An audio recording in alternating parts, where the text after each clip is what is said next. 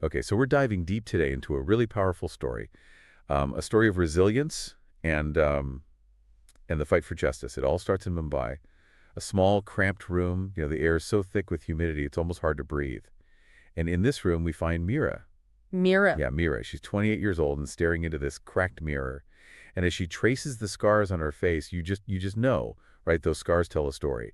They're a constant reminder of a horrific event that happened 2 years prior. 2 years. Wow. That's a long time to carry that weight. It is. And beside her is her younger sister, Priya, just 16, but you can already sense this fierce protectiveness about her.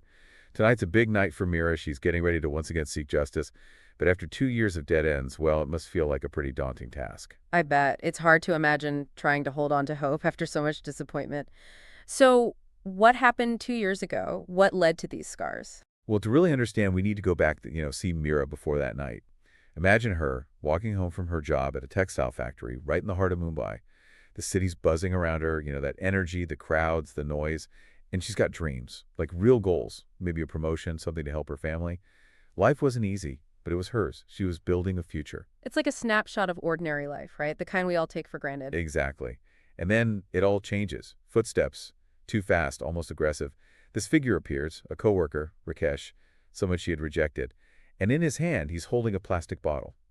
Seems so ordinary, right? Yeah, I mean, who would even think twice? Exactly. But that bottle, it's filled with acid. God, that's just chilling. You mentioned a rejection. Was this a case of, I don't know, some sort of twisted revenge? It seems that way. It was a brutal attack, driven by rage. I mean, can you imagine the pain? I can't even begin to. The physical pain, but the shock of it all, too. Absolutely. Witnesses describe chaos, people trying to help. Eventually, she loses consciousness. Waking up in the hospital, the reality is just devastating. Severe burns, blindness in one eye.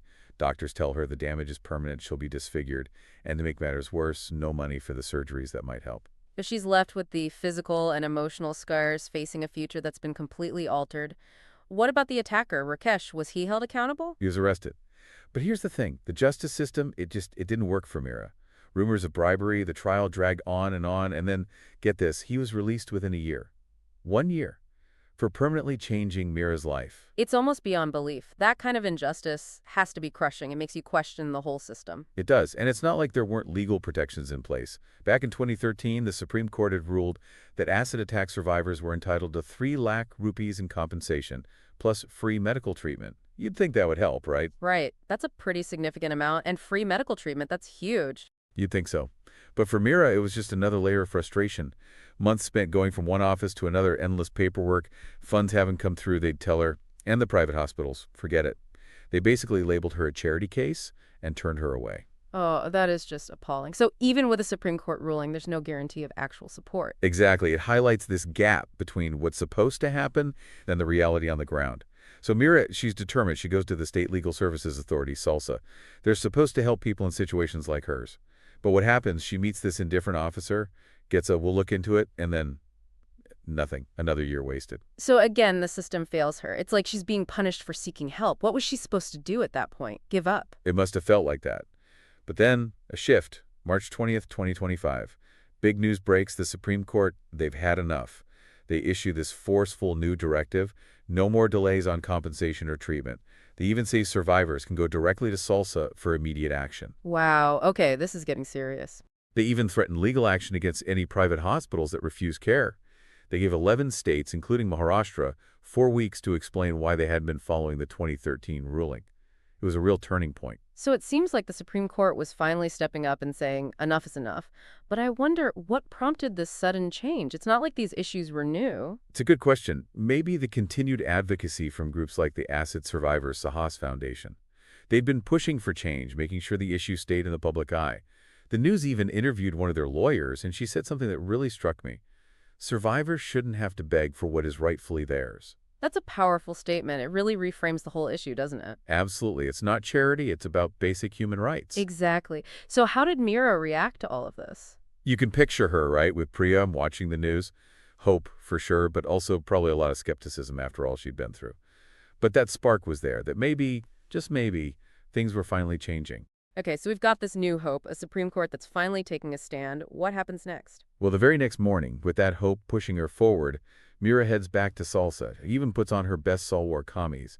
A small detail, but it says a lot about wanting to feel I don't know, maybe a sense of control, some normalcy? Right, like reclaiming something that was taken from her. Exactly. Priya's there with her, of course, always by her side. But as they step into that salsa office, well, it's like nothing's changed. The same crowded waiting area, the same air of indifference. And behind the counter, the same dismissive clerk. Oh no, seriously, it's like the Supreme Court ruling never happened. Exactly. And predictably, the clerk tries to brush Mira off. Everyone has their problems, he says. But this time, something's different. Priya, she just steps forward, young, full of fire, and says, "That's not good enough. The Supreme Court said no more delays." Go, Priya, finally someone's calling them out. I know, right? It's this raw, powerful moment. And then this voice cuts through the noise. Advocate Nisha Sharma. She's strong, confident, clearly someone who gets things done. The clerk, who was so dismissive before, he just shrinks back. Talk about a power shift. It sounds like Nisha's arrival changes the whole dynamic. It does. Nisha, she listens to Mia's story, and you can tell, right, she's outraged by what she hears. Her assessment is spot on. The Supreme Court's orders are being ignored. Maharashtra is failing.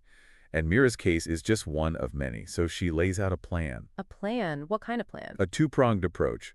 First, she's going to file a contempt petition against the state for ignoring the Supreme Court. And second, she's going to take the fight public. Protests, media, getting everyone talking about it. A legal challenge and public pressure. Smart move. So it's not just about getting Mira what she deserves, but about holding the entire system accountable. Exactly. And Nisha doesn't waste any time. She targets this private hospital, St. Mary's, notorious for turning away acid attack survivors. She gives them a direct ultimatum. Treat Mira or face legal action.